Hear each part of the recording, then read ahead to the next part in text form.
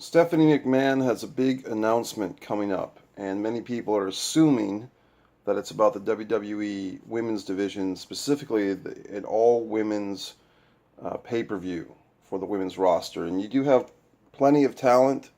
You have a lot of women. We talk about Alexa Bliss. I don't know if Charlotte would be back ready after her uh, rupturedness. But you have Nia Jax, you could have Ronda Rousey, of course, highlight the thing, main event the thing. So it's not a question of could they pull off a WWE women's pay per view. The question is what's the motivation? The motivation is because they're going to start doing more shows in Saudi Arabia.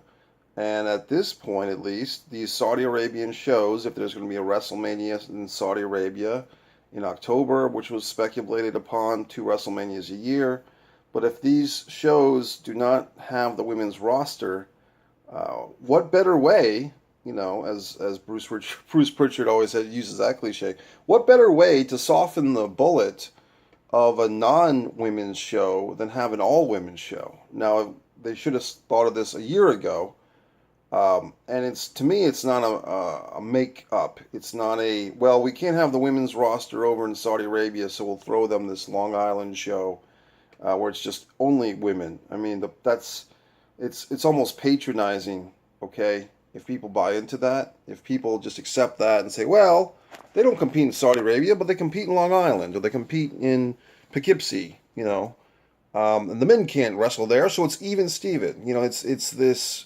carrot, okay, that they're sending you. So don't be a mark, don't be a moron. And I hate that term mark because everyone's a mark, but I just used it. I mean, don't just, if people start using this women's pay per view as a way to justify no women being allowed to compete in Saudi Arabia or the WWE taking the money to do those shows without the women's roster, don't buy into it. I mean, that's just another validation, and you're just being patronized. Uh, you're being talked down to.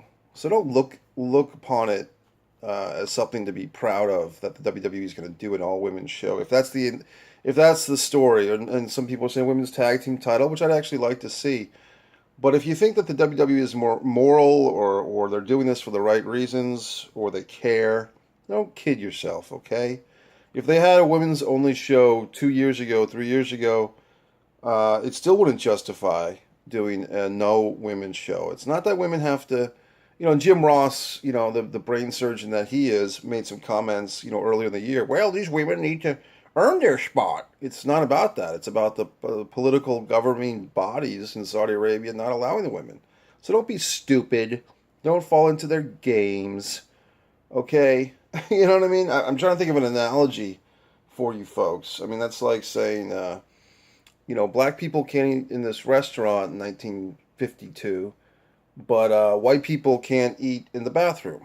What? Why would you want to eat in the bathroom? You want to eat in the restaurant. So don't fall into these patronizing tactics, okay, wrestling fans? Just don't. Be smart.